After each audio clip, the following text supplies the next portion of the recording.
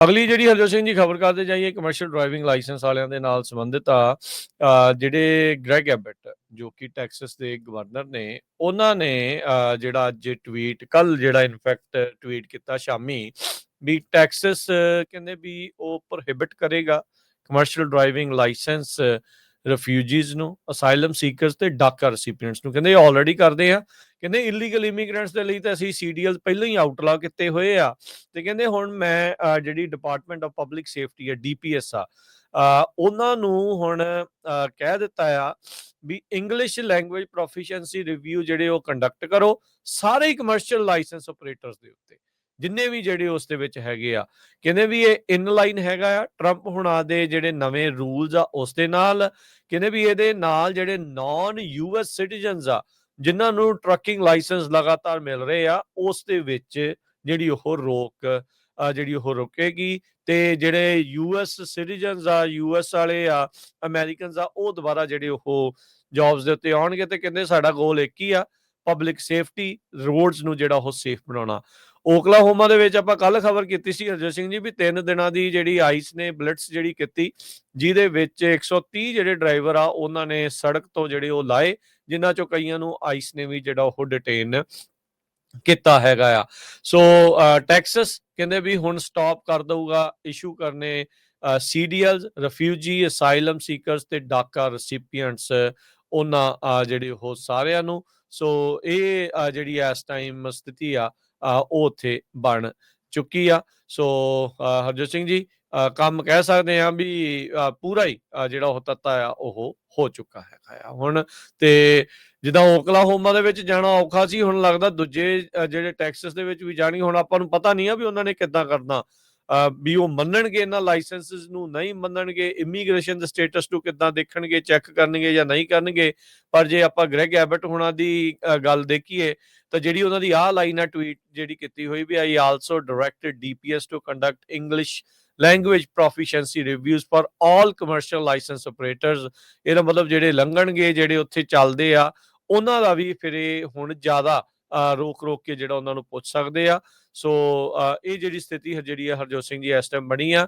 ਇਹਦੇ ਨਾਲ ਓਵਰਆਲ ਜੇ ਦੇਖਿਆ ਜਾਵੇ ਅਮਰੀਕਾ ਦੇ ਵਿੱਚ ਕਮਰਸ਼ੀਅਲ ਡਰਾਈਵਿੰਗ ਲਾਇਸੈਂਸ ਟਰੱਕਿੰਗ ਦੀ ਪੂਰੀ ਨੁਹਾਰ ਜਿਹੜੀ ਆ ਉਹ ਇਸ ਟਾਈਮ ਬਦਲ ਰਹੀ ਆ, ਅਪਸਾਈਡ ਡਾਊਨ ਫਲਿਪ ਹੋ ਰਹੀ ਆ ਪੂਰੀ ਦੀ ਪੂਰੀ। ਜਿਹੜੀ ਇੰਡਸਟਰੀ ਪਹਿਲਾਂ ਹੀ ਪਿਛਲੇ ਕਈ ਸਾਲਾਂ ਤੋਂ ਜੂਝ ਰਹੀ ਸੀ, ਹਾਲਾਤ ਕੋਈ ਬੜੇ ਚੰਗੇ ਜਿਹੜੇ ਉਹ ਨਹੀਂ ਸੀ ਚੱਲ ਰਹੇ।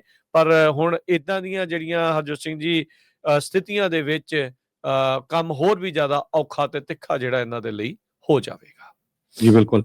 ਸੋ ਕਹਿੰਦੇ ਵੀ ਟੈਕਸਸ ਸਟਾਪ ਇਸ਼ੂਇੰਗ ਸੀ commercial driving licence to non citizens to comply with the ਫੈਡਸ।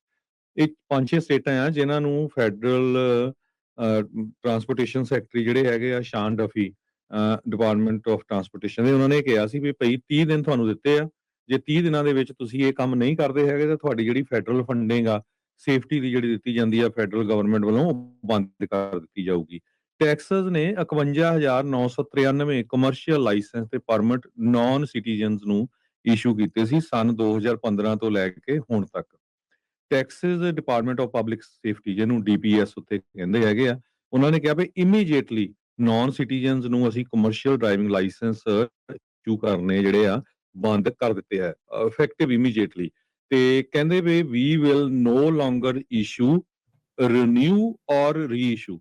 ਨਾ ਉਹਨੇ ਰਿਨਿਊ ਕਰਨੇ ਆ ਤੇ ਨਾ ਰੀਇਸ਼ੂ ਕਰਨੇ ਆ ਉਹਨਾਂ ਡਰਾਈਵਰਸ ਦੇ ਜਿਹੜੇ ਰਿਫਿਊਜੀਜ਼ ਆ, ਅਸਾਈਲੀਜ਼ ਆ ਜਾਂ ਡਾਕਾ ਵਾਲੇ ਹੈਗੇ ਆ। ਪੈਂਡਿੰਗ ਐਪਲੀਕੇਸ਼ਨ ਤੇ ਟੈਸਟਿੰਗ ਜਿਹੜੀਆਂ ਆ ਉਹ ਸਾਰੀਆਂ ਸਸਪੈਂਡ ਕਰ ਦਿੱਤੀਆਂ ਗਈਆਂ ਹੈਗੀਆਂ, ਤੋੜਤੀਆਂ ਉਹਨਾਂ ਨੇ ਕਰਤੀਆਂ। ਟੈਕਸਿੰਗ ਟਰੱਕਿੰਗ ਐਸੋਸੀਏਸ਼ਨ ਨੇ ਬਹੁਤ ਚਿਰਾਂ ਤੋਂ ਇਹ ਰੌਲਾ ਪਾ ਰਿਹਾ ਸੀ ਕਿ ਹਾਂ ਇਹ ਬਿਲਕੁਲ ਇਦਾਂ ਹੋਣਾ ਚਾਹੀਦਾ ਹੈ।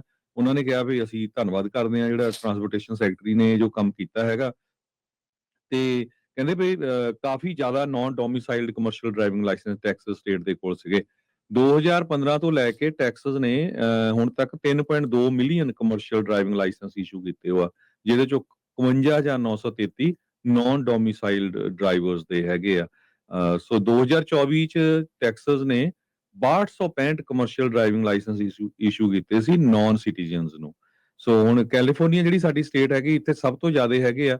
ਡਿਪਾਰਟਮੈਂਟ ਆਫ ਟਰਾਂਸਪੋਰਟੇਸ਼ਨ ਨੇ ਅਗਸਤ 26 ਨੂੰ ਪ੍ਰੈਸ ਕਾਨਫਰੰਸ ਕਰਕੇ ਕਿਹਾ ਸੀ ਵੀ ਅਸੀਂ ਮਿਲੀਅਨਸ ਆਫ ਫੈਡਰਲ ਜਿਹੜੀ ਫੰਡਸ ਹੈਗੇ ਆ, 160 ਹਾਈਵੇ ਫੰਡਸ ਮਿਲੀਅਨ ਜਿਹੜੇ ਹੁੰਦੇ ਆ, ਯਾ ਉਹ ਕੈਲੀਫੋਰਨੀਆ, ਨਿਊ ਮੈਕਸੀਕੋ, ਵਾਸ਼ਿੰਗਟਨ ਤੇ ਟੈਕਸਸ ਦਾ ਵੀ ਟੈਕਸਸ ਨਾਲ ਸਟੇਟ ਸੀ। ਵੀ ਇਹਨਾਂ 'ਚ ਬੰਦ ਕਰਾਂਗੇ। ਸੋ ਟੈਕਸਸ ਵਾਲੇ ਆਲਰੇਡੀ ਐਗਰੀ ਕਰ ਗਏ ਆ ਤੇ ਡਿਪਾਰਟਮੈਂਟ ਆਫ ਟਰਾਂਸਪੋਰਟੇਸ਼ਨ ਨੇ ਕਿਹਾ ਵੀ 3 ਸਟੇਟਾਂ ਦੇ ਕੋਲ 3 ਦਿਨ ਹੈਗੇ ਆ, ਨਹੀਂ ਤਾਂ ਉਹਨਾਂ ਦੇ ਜਿਹੜੇ ਫੰਡਿੰਗ ਆ ਬੰਦ ਹੋ ਜਾਊਗੇ। ਕੈਲੀਫੋਰਨੀਆ $33 ਮਿਲੀਅਨ ਲੂਜ਼ ਕਰੂਗਾ, ਵਾਸ਼ਿੰਗਟਨ 10.5 ਮਿਲੀਅਨ ਤੇ ਨਿਊ ਮੈਕਸੀਕੋ 7 ਮਿਲੀਅਨ। ਜੀ, ਜੀ ਬਿਲਕੁਲ। ਸੋ ਇਹ ਸਾਰੀਆਂ ਚੀਜ਼ਾਂ ਜਿਹੜੀਆਂ ਹਰਜੋਤ ਸਿੰਘ ਜੀ ਚੱਲ ਰਹੀਆਂ। ਸੋ ਹੁਣ ਜਦੋਂ ਨੋਨ ਸਿਟੀਜ਼ਨ ਕਹਿੰਦੇ ਆ ਨਾ, ਬੰਦੇ ਨੂੰ ਇਦਾਂ ਲੱਗਦਾ ਵੀ ਗ੍ਰੀਨ ਕਾਰਡ ਵਾਲੇ ਵੀ ਕਿਤੇ ਉਹ ਤਾਂ ਨਹੀਂ ਨਾਲ। ਸੋ ਪਰ ਇਹਨਾਂ ਨੇ ਸਪੈਸੀਫਿਕਲੀ ਗ੍ਰੀਨ ਕਾਰਡ ਦਾ ਨਾਮ ਇਹਦੇ ਵਿੱਚ ਨਹੀਂ ਜਿਹੜਾ ਲਿਖਿਆ। ਸੋ ਆਪਾਂ ਇਹ ਮੰਨਦੇ ਹਾਂ ਵੀ ਗ੍ਰੀਨ ਕਾਰਡ ਵਾਲਿਆਂ ਦੇ ਲਈ ਜਿਹੜੀ ਟਰੱਕਿੰਗ ਦੀਆਂ ਜੌਬਸ ਓਪਨ ਹੀ ਜਿਹੜੀਆਂ ਉਹ ਰਹਿਣਗੀਆਂ। ਟੈਕਸਸ ਇਦਾਂ ਨਹੀਂ ਕਰੂਗਾ। ਉਹਨਾਂ ਨੇ ਮੇਨਲੀ ਉਹੀ ਕਿਹਾ ਵੀ ਜਿਹੜੇ ਨਾਨ ਡੋਮਿਸਾਈਲਡ ਹੈਗੇ ਆ ਉਹਨਾਂ ਨੂੰ, ਕਿਉਂਕਿ ਉਸਨੂੰ ਲਾਫੁਲ ਪਰਮਾਨੈਂਟ ਰੈਜ਼ੀਡੈਂਟ ਮੰਨਿਆ ਜਾਂਦਾ ਆ, ਜਿਹੜਾ ਗ੍ਰੀਨ ਕਾਰਡ ਦੇ ਉੱਤੇ ਵੀ ਉਹ ਲਿਖਿਆ ਹੁੰਦਾ ਆ। ਸੋ ਆਈ ਥਿੰਕ ਉਸ ਨੂੰ ਕਾਈਂਡ ਆਫ ਉਸੇ ਸਿਟੀਜ਼ਨ ਵਾਲੀ ਕੈਟਾਗਰੀ ਦੇ ਵਿੱਚ ਹੀ ਜਿਹੜਾ ਉਹ ਰੱਖਿਆ ਜਾਊਗਾ। ਰਿਫਿਊਜੀ ਵਾਲੇ ਹੋ ਗਏ, ਅਸਾਈਲਮ ਸੀਕਰ ਹੋ ਗਏ, ਡਾਕਾ ਵਾਲੇ ਹੋ ਗਏ, ਇਹਨਾਂ ਸਾਰਿਆਂ ਨੂੰ ਜਿਹੜਾ ਲਾਇਸੈਂਸ ਆ ਉਹ ਕਹਿੰਦੇ ਵੀ ਹੁਣ ਅਸੀਂ ਨਹੀਂ ਦੇਵਾਂਗੇ। ਸੋ ਜਿਨ੍ਹਾਂ ਨੇ ਐਪਲੀਕੇਸ਼ਨਾਂ ਲਾਈਆਂ ਉਹਨਾਂ ਦੀਆਂ ਵੀ ਰੱਦ ਕਰ ਦਿੱਤੀਆਂ, ਤੇ ਜਿਨ੍ਹਾਂ ਦੇ ਹੈਗੇ ਆ ਉਹ ਹੁਣ ਹਰਜੋਤ ਸਿੰਘ ਜੀ ਚੱਲਦੇ ਰਹਿਣਗੇ ਜਾਂ ਉਹ ਵੀ ਉਹਨਾਂ ਨੇ ਕੈਂਸਲ ਕਰ ਦੇਣੇ ਆ, ਉਹਦੇ ਬਾਰੇ ਪਤਾ ਨਹੀਂ। ਕੁਛ ਕਿ ਜਿਹੜੇ ਟਰੱਕਰਸ ਦੇ ਨਾਲ ਹਰਜੋਤ ਸਿੰਘ ਜੀ ਕੱਲ ਹੋਰ ਗੱਲਬਾਤ ਹੋ ਰਹੀ ਸੀ, ਕਿਉਂਕਿ ਸਾਰੇ ਪਾਸੇ ਹੁਣ ਰੌਲਾ ਰੱਪਾ ਤਾਂ ਇਹ ਪਿਆ ਹੀ ਹੋਇਆ ਵੀ ਕੀ ਜਿਹੜਾ ਉਹ ਬਣਨਾ ਆ। 30 ਦਿਨਾਂ ਦੀ ਜਿਹੜੀ ਮੌਹਲਤ ਦਿੱਤੀ ਹੋਈ ਆ।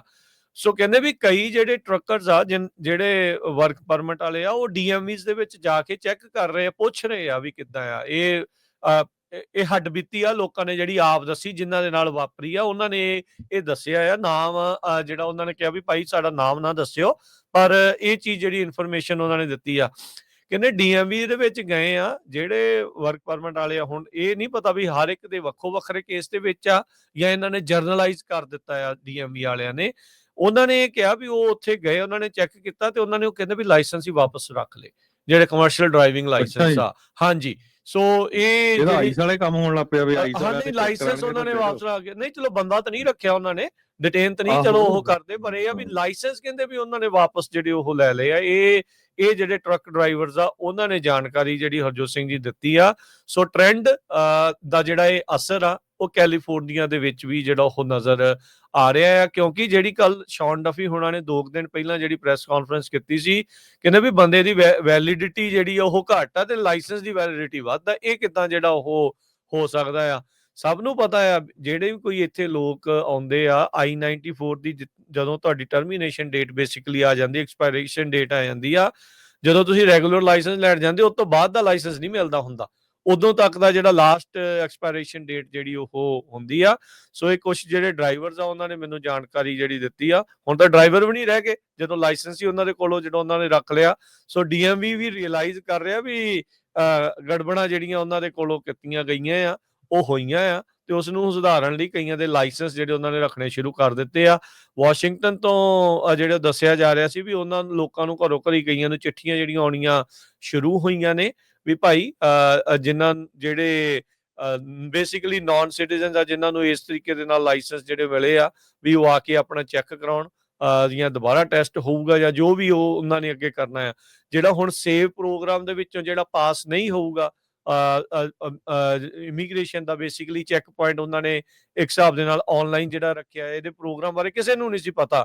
ਜਦ ਸ਼ੌਨ ਡਫੀ ਹੋਣਾ ਨੇ ਦੱਸਿਆ ਸੀ, ਉਸ ਤੋਂ ਬਾਅਦ ਚ ਹੀ ਇਸ ਪ੍ਰੋਗਰਾਮ ਬਾਰੇ ਪਤਾ ਲੱਗਾ ਸੀਗਾ। ਸੋ ਉਹ ਚੀਜ਼ ਜਿਹੜੀ ਇਸ ਟਾਈਮ ਜਿਹੜੀ ਉਹ ਸਾਹਮਣੇ ਜਿਹੜੀ ਉਹ ਆ ਰਹੀ ਆ। ਸੋ ਅਸਰ ਇਸ ਦੇ ਜਿਹੜੇ ਇਫੈਕਟ ਨੇ ਹਰਜੋਤ ਸਿੰਘ ਜੀ 64 ਫੇਰੇ ਜਿਹੜੇ ਉਹ ਇਸ ਟਾਈਮ ਬਣ ਰਹੇ ਆ। ਦੇਖੋ ਇਹੀ ਗੱਲ ਆ, ਲਾਇਸੈਂਸ ਦੇਣ ਵਾਲੇ ਵੀ ਇਹੀ ਸੀਗੇ ਤੇ ਰੱਦ ਕਰਨ ਵਾਲੇ ਵੀ ਇਹੀ ਨੇ। ਸੋ ਜੇ ਉਹਨਾਂ ਨੇ ਦਿੱਤੇ ਆ ਤੇ ਅਖਤਿਆਰ ਉਹਨਾਂ ਦੇ ਕੋਲ ਫਿਰ ਰੱਦ ਕਰਨ ਦਾ ਵੀ ਉਹਨਾਂ ਕੀ ਆ, ਜੇ ਉਹਨਾਂ ਕੋਲ ਦੇਣ ਦਾ ਅਖਤਿਆਰ ਜਿਹੜਾ ਉਹ ਹੈਗਾ ਆ। ਹਾਂ, ਅਮਰੀਕਾ ਦੇ ਵਿੱਚ ਸਪਲਾਈ ਚੇਨ ਦੀ ਇੰਡਸਟਰੀ ਕੱਲੀ ਇਹਦੀ ਨਹੀਂ, ਇਹਦੇ ਨਾਲ ਜੁੜੀਆਂ ਹੋਰ ਬਹੁਤ ਸਾਰੀਆਂ ਇੰਡਸਟਰੀਆਂ ਦੇ ਉੱਤੇ ਜਿਹੜਾ ਉਹ ਅਸਰ ਤਾਂ ਜਿਹੜਾ ਇੱਕ ਵਾਰੀ ਜ਼ਰੂਰ ਪਵੇਗਾ ਹੀ ਪਵੇਗਾ।